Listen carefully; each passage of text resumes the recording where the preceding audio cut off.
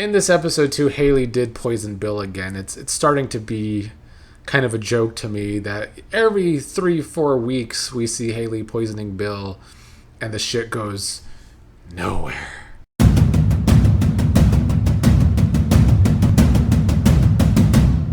It's Monday, which means time for another week of Beyond the Gates, and seemingly we are in for a much better week than the last several, which has been boring a lot of us to death. I do think today was actually a pretty good setup episode for the rest of this week. We had the Catillion setup. We had some setup to a possible climax on the Impaler storyline. Let's get into it. Let's start with the Cotillion stuff. I mean, really, it was a day to see everyone in their gowns and their tuxedos. One thing about Beyond the Gates is they're going to have some looks. They are going to give looks. We had Chelsea and Kat pumping up Samantha and Jessica for their big day, sort of like a pre-Cotillion party that they were having. Eva was there too. Eva was kind of making her boo-boo faces in the background when the family was all together. But Eva did play her part in the day too. She was helping Jessica and Samantha get ready, as well as June, who came over. June was looking good today, all dolled up. The show made it seem like so many characters had a hand in making June look better. But I think it was the show finally showing off that June does look beautiful too, like a lot of people on this show. However, I don't really know if the wig she picked out that Eva had for her was exactly better than the one she had on when she first arrived. But, what do I know? I still think she looked better, though, with the first look than the second look. Kat was telling Nicole that she would not make trouble with Eva today, but they were definitely getting on each other's nerves by the end of the episode. They played up the fact that Samantha doesn't want to disappoint the family and not become Platinum Deb. They also played up the fact that Jessica is having fun with this getting ready, but says she's only doing this cotillion for her parents, which they have established. And then Chelsea did a live with Samantha and Jessica. It was like a get ready with me type video for them. Very, very teenage. I'm hoping that Jessica wins the cotillion, like I said in the watch along, because I feel like Samantha winning is the obvious way to go. It's the boring way to go. It's the way I expect the show to go. The show can't have Chessie win because they've established her as like a one-note catty villain.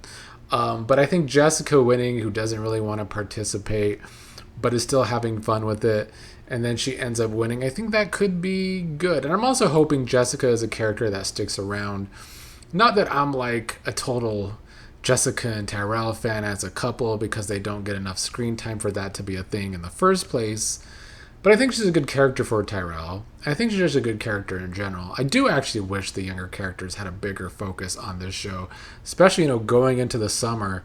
I do fear, though, that if they are going to keep Jessica around, it's going to be her getting knocked up by Tyrell. And I don't know if I love that direction, but I kind of maybe see it possibly happening. There's been a lot of talk of Tyrell and Jessica having sex for the first time. They've been teasing it happening. It's definitely a possibility. But yeah, they came down in their dresses to end the show. I thought Jessica looked good, even though she was downplaying it. But then Samantha made her big entrance down the stairs, looking good. It was a dramatic entrance, but a good setup for tomorrow's Cotillion episode. Bill was on today too. We'll quickly go with Bill and Haley. At the beginning of the episode, Bill was flashing back to an old Cotillion, Naomi's Cotillion. A good old flashback with him and Danny together. Haley had to literally snap him back to reality. Bill admitted to reminiscing about the Cotillion, and Haley was wondering if he feels like he is missing out since he chose Haley, and she knows how he misses the Duprees. Bill started to, maybe way too late, finally start asking Haley questions about her family. I feel like he was asking questions that he should have asked a long-ass time ago, asking who she leaned on after she lost her parents. Then later in the episode, Bill wants to take Haley back to Philly and meet her people. She yelled that he can't do that. And she says that they never cared about her, so she made herself not care about them as her excuse as to why Bill can't meet more of her family or her old friends. In this episode, too, Haley did poison Bill again. It's starting to be kind of a joke to me that every 3-4 weeks we see Haley poisoning Bill and the shit goes nowhere. Also with the Catillion, I didn't talk about it, but it's in my notes. The guys were all together. Vernon and the guys were pre-gaming for the Cotillion too. They also looked pretty dapper. I thought Andre looked the best. Vernon made some comment during the episode how he was going to have a Tiger Woods drink. And if anyone on the show should not be having a Tiger Woods drink, it is 80-year-old Vernon. Because that just has car accident written all over it. So Vernon needs to calm down on the Tiger Woods drinks. But then Andre took a picture of all the guys. And I would take note that Andre was not in these pictures. Still doing that thing where Andre doesn't like to take pictures of himself. I don't know if that has to deal with some big secret that the show has slowly made a possibility for the Andre character. But who knows when we're ever going to see Andre's secret reveal, if we'll ever see Andre's secret reveal, if there is a secret in the first place. Then on the Impaler side of things, Jacob and Ren were at the warehouse. Jacob was taking note that security was tight. Jacob was going overboard with his street accent that he was trying to do. I feel like of all the mistakes that Jacob has made on this undercover investigation, the thing that should maybe tip Ren off the most is how Rashad talks. Because he's talking like someone trying to overly talk that way. I'm sure that's just the dialogue, but that's how I feel about it. Ren did tell Jacob that the boss, the Impaler, was thinking about moving the operation out of the DMV, so Jacob is panicking to get this done in time. Smitty also doing the most in this episode, wanting to move this investigation along like he's a cop too. Leah called Ren, and I don't even remember what they talked about, to be honest, and I don't have it in my notes. It's just they're pushing towards this big meeting, I think. But then Leah met with Derek. I guess she called Derek for an urgent call. And Leah tried to make Derek feel sorry for Grayson because Grayson's in medical debt. So just let Grayson be helpful at the free clinic. Grayson, meanwhile, was with Ashley, giving her a file full of documents about power of attorney for his mother, which I think is so asinine. I've been saying this for weeks now. But this entire relationship between Ashley and Grayson was built on a couple of fuck sessions and one real date. But we're supposed to believe that Grayson has nobody else in his life and he wants to give power attorney to his fuck buddy Ashley. It's a lot. It's a lot, and I feel like they're doing too much with Grace and Ashley. They are doing the most with this couple, trying to make it romantic. They're overdoing it because nobody in their right mind would be like, sure, I'll be power attorney for your mother. I've only known you for a month. We've had one date. We fucked a few times, but sure, I'll be power attorney for your mother. Bobby in the chat today during the watch along made a great point that made me crack up, saying that Grayson doesn't have money, so what documents can he be giving to Ashley? Is it just a bunch of bills? And that was a great question to ask from Bobby Wobby. I believe it was Bobby.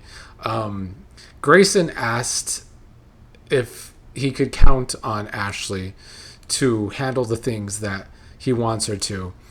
And she said that she would.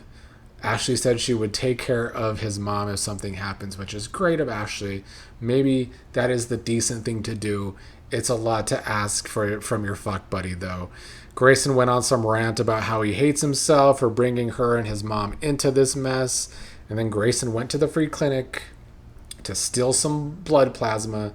Derek kept walking in on him, telling him that the nurses need something. He went away. Grayson came back, and Derek caught Grayson stealing blood plasma, yelled at Grayson saying he knew something was off about Grayson, didn't think he was a thief though. He said he would call the cops, and Grayson said they already know, I guess referencing Jacob and Elon. Grayson told Derek about how he's working with Jacob on something undercover. Derek didn't believe that because Jacob's supposed to be out of town. Grayson said that's a cover and he needs to make this delivery because his life is on the line, and maybe Ashley's life is on the line too.